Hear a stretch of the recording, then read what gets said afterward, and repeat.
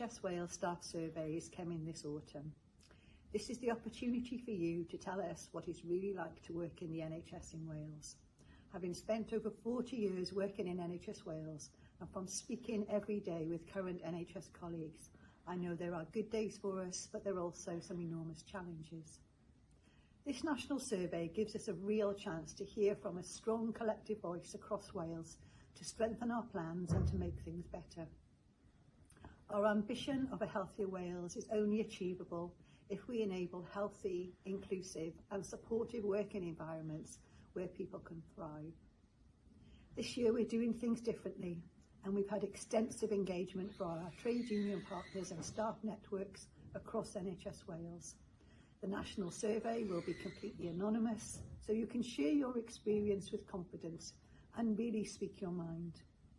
Plans are in place to make sure that after the data is collected, action will be taken.